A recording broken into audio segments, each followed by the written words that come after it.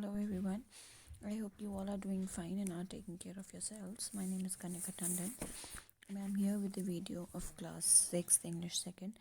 In today's video we are going to complete our syllabus for annual examination, that is by completing our last chapter, which is chapter number 10. You can do it, Angie. I know you can dive from there. This is what her coach said to her. No, I can't do it, Angie thought, and there's no way you're going to make me do this dive. Now she's saying that, okay sir, I don't think I'll be able to do it, and you cannot make me do this too. She stood well back from the edge of the platform, not wanting to look down, yet there was a strong feeling within her that drew her closer to the edge for a short, quick look at the cool, blue water waiting to swallow her. Now she was actually standing a little up away from the, like this is the wait, okay, so this is the platform, and she was standing here first, and she thought that she won't be able to do it, but then somehow she came till here, so that she jumped in the water, and she was thinking that, okay, she was waiting for the blue water to swallow her. Means whenever if we'll go down into the water, it will swallow us, na, that thing. Now coming again to the back. Come on, Angie, time's wasting and you know you are going to jump. Angie shook her arms and legs again as if she wanted to be free from them, then pulled and tugged at her suit so hard that it seemed to stretch down to her thighs. Okay, so what happened? She actually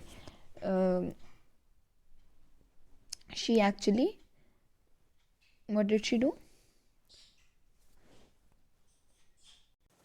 Okay, so she shook her arms and legs, that we do before we're doing something important, and then she was pulling her swimsuit down till her thighs.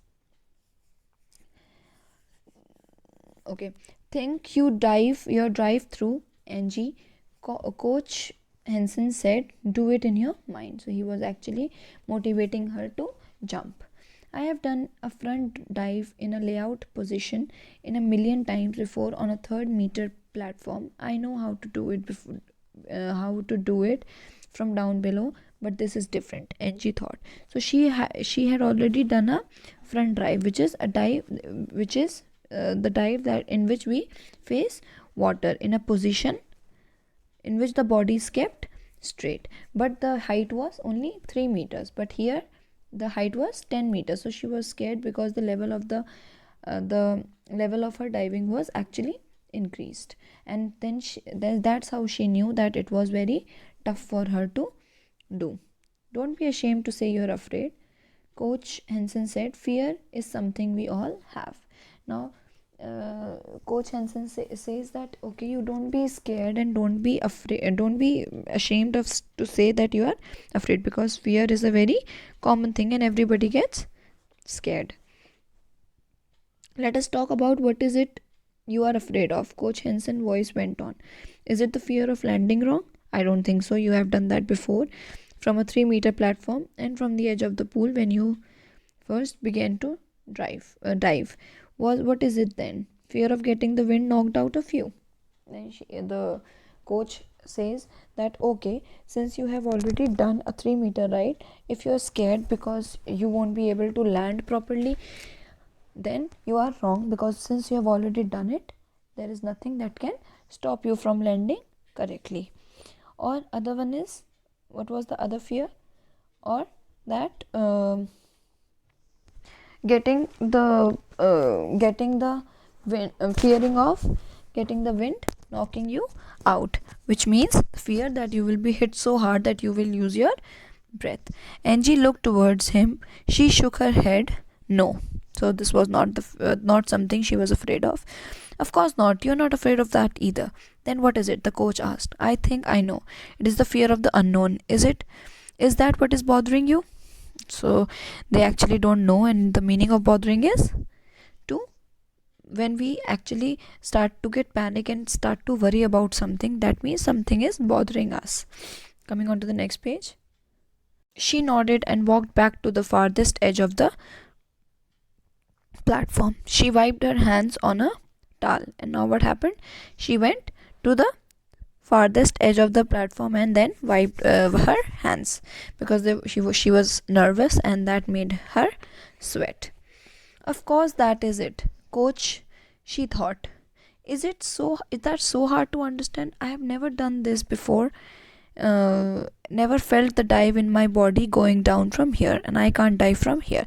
So actually she was scared that she won't be able to dive from a 10-meter high platform, but she has already done from 3.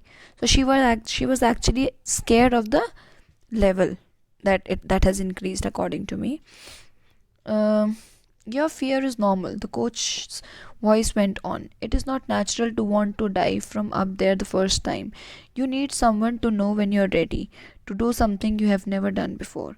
I wouldn't let you dive if you weren't ready. Confidence will come from the dive itself. You have learned that with each new one. So now this was a speech from the coach to motivate her. He says that he would have not allowed her to dive from such a height if he would knew that that she won't be able to do it. So Angie stood at the edge of the platform. She put her toes in space and waited. You may not believe it, but your body will know what to do once you are in the air, Coach Henson said. So the coach Henson says that she won't be able to understand what she is going to do, but then if she is in the air, her body will understand what to actually do next. Angie did not believe it, not for a second. She walked to the back of the platform and dried her hands again. She was again nervous. Then she turned and slowly took 2 steps towards the edge. Her mouth felt so dry she knew she would have to swallow the whole pool to make it feel wet again. She pulled at her suit and shook her arms. And then what happened? She was so nervous that she thought that she is getting her mouth dry, and then she will have to drink the whole pool to make it wet again. But again what happened? She shook her body and pulled the swimsuit down. Look, Angie, the things you want most right now is to get over this with. Angie nodded. She could not speak. I will only take you 2 or 3 seconds to be down and out of water. Don't think, just do it. Angie stood there shaking inside. What about all your plans for the championship and the Olympics? Coach Henson asked. So he is going to use that old trick on me, Angie thought. Throwing the Olympics at me like a trainer throws fish to seals, as if I didn't know what he was doing. Okay, so what happened? Just to motivate her more, he was actually asking her for the dream that she had.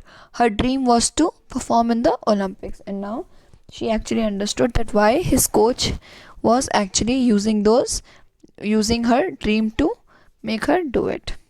Coming on to the next page.